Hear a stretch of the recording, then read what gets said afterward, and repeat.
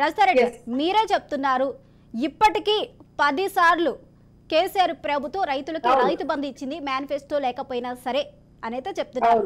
అలాంటప్పుడు 10 సార్లు ఇచ్చినప్పుడు రైతులు ఆటోమేటిక్ గా ఉంటారు కదా, మరి ఈసారి ఇవ్వకపోతే రైతులు ఉండకుండా ఉంటారా? ఇవ్వకపోవడం అనే ప్రశ్నే లేదు. మా బీఆర్ఎస్ పార్టీ లీగల్ సెల్ వెళ్ళి కూడా ఎలక్షన్ కమిషన్ కి ఎక్స్ప్లెయిన్ చేసిండ్రు ఆల్రెడీ. మేము మేనిఫెస్టోలో పెట్టింది కాదండి, ఇది ముందు నుంచి ఉన్న ప్రోగ్రామే, ఇది ఆపడానికి వీల్లేదు అని చెప్పేసి ఎక్స్ప్లెయిన్ చేయడం వల్లనే ఈసీ కొద్దిగా ఊరటనిచ్చింది. కానీ మళ్ళా కాంగ్రెస్ వాళ్ళు రైతు వ్యతిరేకతను చాటుకుంటూ రైతులను ఇబ్బంది పెట్టే ప్రయత్నంలో భాగంలోనే ఇప్పుడు రైతు నోటికాడ బుక్కను గుంజుకునే ప్రయత్నంలో వాళ్ళ విధానాన్ని రుజువు చేసుకున్నారండి. మళ్ళా కూడా రైతు రుణమాఫీ కూడా ఇట్లనే కంప్లైంట్ చేసి ఆపిర్రు. అది కూడా రైతు రుణమాఫీ కొంతమందికి అయింది, కొంతమందికి ఆగిపోయింది. కేవలం కాంగ్రెస్ పార్టీ యొక్క రైతు వ్యతిరేక విధానాన్ని బయటపెట్టింది కాబట్టి ప్రజలంతా అప్రమత్తంగా ఉండి వాళ్లకు వ్యతిరేకంగా ఓటు వేయాలని మరీ విజ్ఞప్తి చేస్తున్నాయి ఈ రోజు. అదే విధంగా వీళ్ళు పిఎం కిసాన్ ని అడ్డుకొని కాంగ్రెస్ పార్టీ ఈ రోజు రైతు బంధుని ఎందుకు అడ్డుకుంటుందో చెప్పాలి ఈ బ్రదర్. ఇప్పుడు కాంగ్రెస్ పార్టీ నుంచి వచ్చిన ఆయన చెప్పాలి, పిఎం కిసాన్ ని అడ్డుకొని వీళ్ళు రైతు బంధుని ఎందుకు అడ్డుకుంటున్నారు?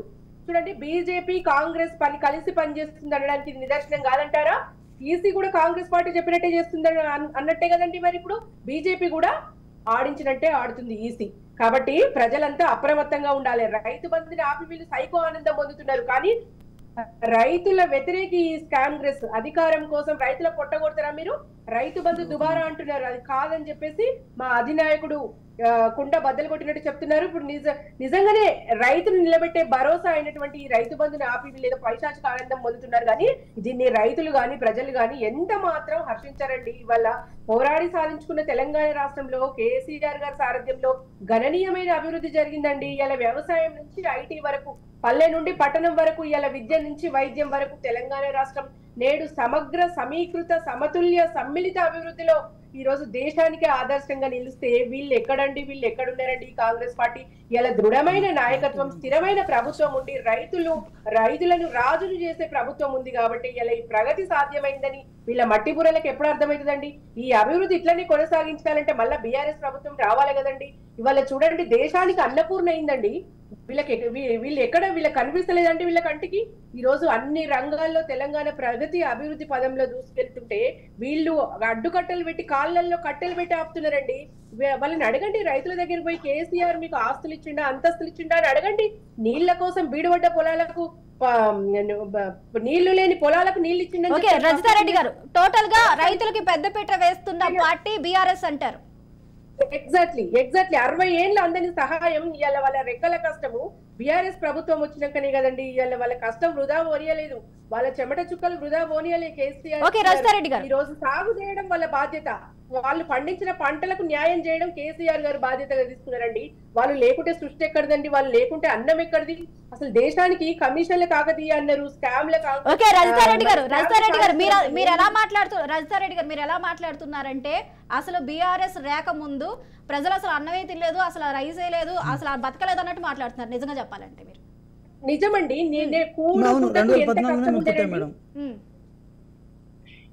అసలు తెలంగాణలో ఏం లేదు, తింటానికి కూడా తిండి లేదు అన్న పరిస్థితి ఉన్నట్టు మాట్లాడుతున్నారు మీరు. బట్ ఆ పరిస్థితి తర్వాత ప్రాజెక్టులు కట్టడం, కొన్ని ఎకరాలు సాగులోకి రావడం వాస్తవమేమో కానీ మీరు చెప్పినంత దుర్భర పరిస్థితుల్లో అయితే లేదు. వెంకట గారు, దుర్భర పరిస్థితులు ఉంటే 10 ఏళ్ల కింద పోండి, ఒక్కసారి 10 ఏళ్ళు వెనుకకు పోండి, 60 ఏళ్ల కింద ఆగమైన బతుకులు ఏందో చెప్తారు. 100 ఏళ్లు పాలించిన ఈ కాంగ్రెస్ ఎంత ఇప్పటికి కూడా వాళ్ళ నాయకుడు అదే చెప్తున్నాడండి, 3 గంటల కరెంట్ చాలంటున్నాడు.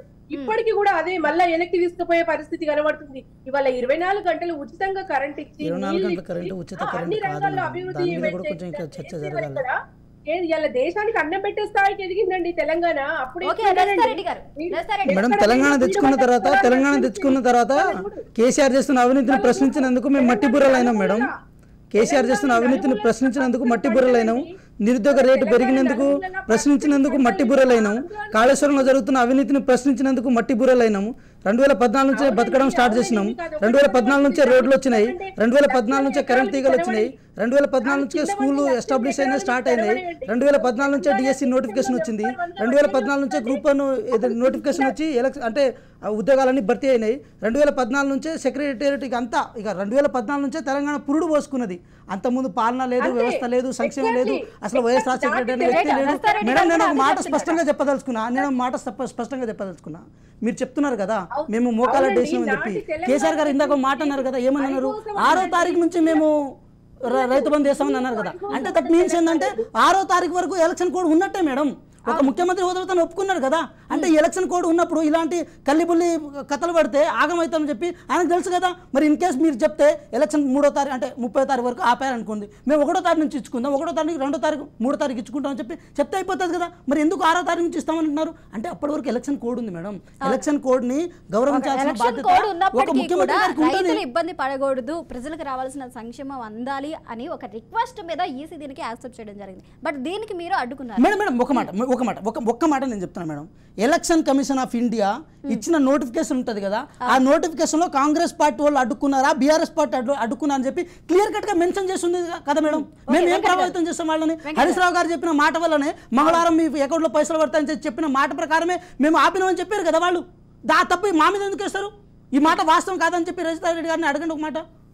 ఇది కాంగ్రెస్ పార్టీ లేఖ రాసి ఆపిన మాట వాస్తవమా? మేడం ఆ మాట ఈసీ చెప్తే బాగుంటది మేడం. ఆ మాట ఈసీ చెప్తే బాగుంటది. ఈసీ చెప్పింది కదా మేడం. ఒక ఎలక్షన్ సభలో ఒక బీఆర్ఎస్ పార్టీ ఎమ్మెల్యే అభ్యర్థి కొన్ని 100 కోట్లను ప్రభావితం చేసే అంశం మీ ఎలక్షన్ అంటే మీ మొబైల్కు టింగు టింగు అని మెసేజ్ వస్తుందని చెప్పి ఇంత బాగా ప్రభావితం చేయగలిగితే దాన్ని ఆపింది మేము కాదు కదా మేడం. మీ రైతు వ్యతిరేక విధానాలు తెలంగాణ ప్రజలకు అర్థమైనాయి. ఒకడు వస్తాడు మోటార్లకు మీటర్లు పెట్టొద్దంటాడు, ఇంకోడు వస్తాడు ఉన్న మోటార్లని వీకేయాలంటాడు. ఈ మాటలు ఇవన్నీ, ఒకడు వచ్చి రైతు బంధు దండగంటాడు, ఇంకోడు వస్తాడు ధరణి ఎందుకంటాడు. ఇవన్నీ తెలంగాణ సోయిలేని నేతల మాటలండి. వీళ్ళకి అధికారమే పరమావధి. వీళ్ళకు కత్తి తెలుసా, నెత్తి తెలుసా? వీళ్ళకు ప్రజలు ఓటర్ల లెక్క కనబడతారు. వీళ్ళకు ప్రజలంటే కేవలం ఓటు వేసే యంత్రాలు మాత్రమే. వాళ్ళ బాధలు వీళ్ళకి పట్టవు. వీళ్ళకు మేమేం చేసినాం, మాకేమైపోయిందని మాత్రం అడుగుతున్నారు కానీ మీరేం చేశారని చెప్పండి మేడం. 10 సంవత్సరాలు మీరు ఏం చేశారు అది చెప్పండి ఫస్ట్. వెంకట్ గారు ఒక్క నిమిషం ఉండండి. మేమేం చేయలేదు, మేమేం కట్టలేదు, మరి మీరైనా ఏమైనా చేశారంటే అదే చెప్పండి.